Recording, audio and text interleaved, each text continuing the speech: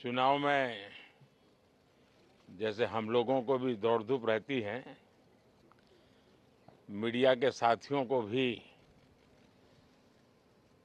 बहुत परिश्रम करना पड़ता है, रात दिन दौड़ना पड़ता है, अलग अलग लोकेशन को कवर करना पड़ता है। तो आप लोगों ने भी बहुत कष्ट उठाया है। मैं आशा करता हूं कि मीडिया जगत के सभी साथियों का स्वास्थ्य अच्छा रहा होगा और पिछले एक आध सप्ताह का जो विराम मिला है उसके कारण भी अब आप फ्रेश होकर के फिर से मैदान में आए होंगे। तो 18वीं लोकसभा, और वैसे भी हमारे यहाँ व्यक्ति के जीवन में 18वीं इसका बड़ा महत्व होता है। एक नए कालखंड में प्रवेश करता है टीनेज समाप्त करके। ये 18वीं लोकसभा एक प्रकार से नई ऊर्जा, युवा ऊर्जा और कुछ कर गुजरने के इरादे वाली ये लोकसभा है और आजादी का अमृत महोत्सव के बाद का ये पहला चुनाव है। और एक प्रकार से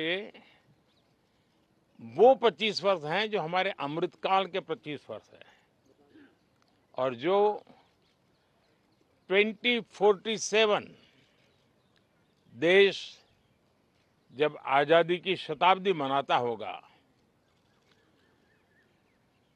एक प्रकार से उन सपनों को साकार करने का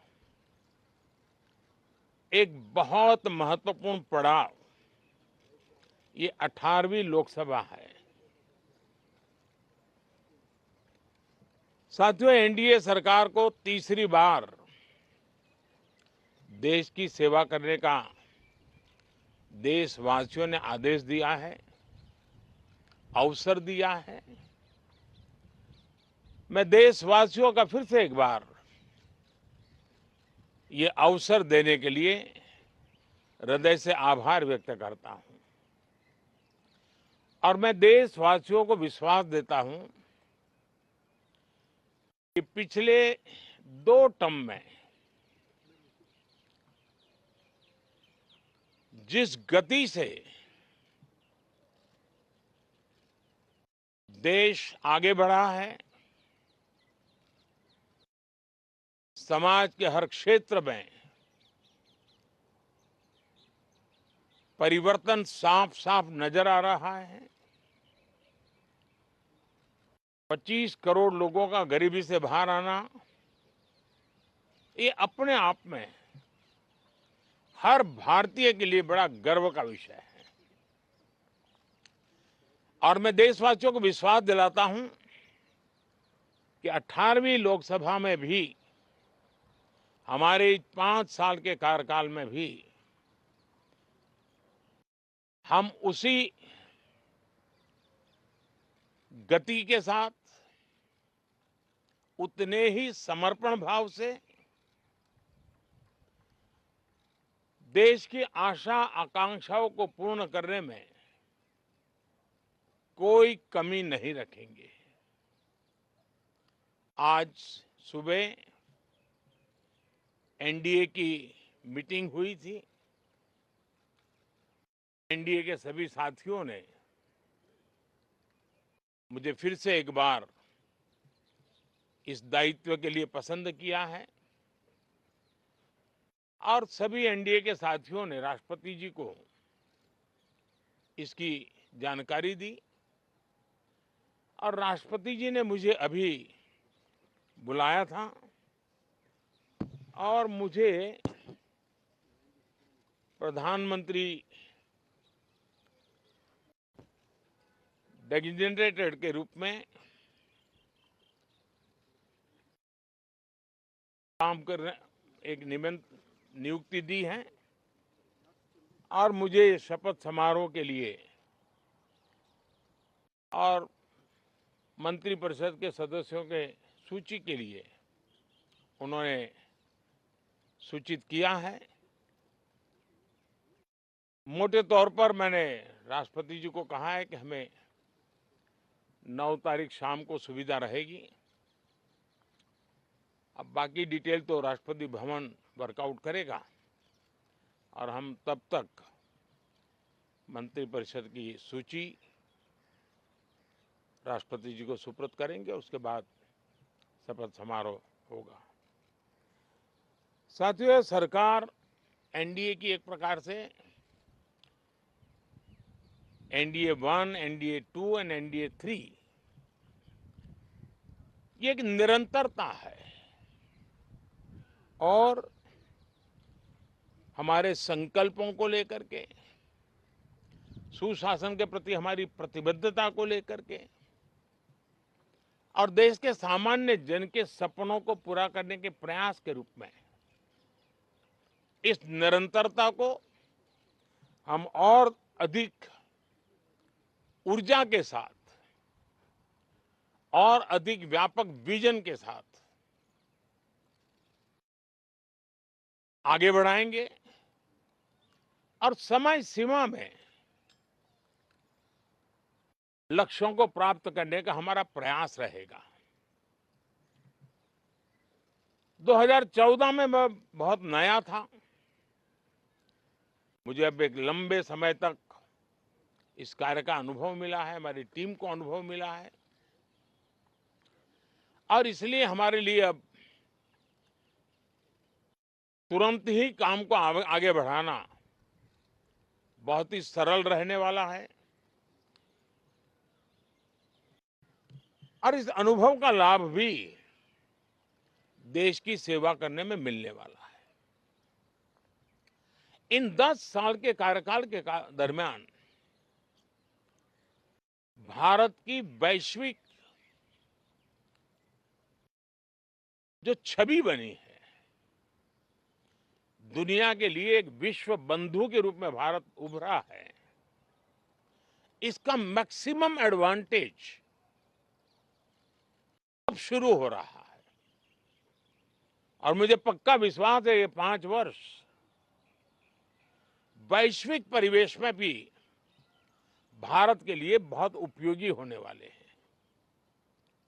दुनिया अनेक संकटों से गुजर रही है, अनेक तनावों से गुजर रही है,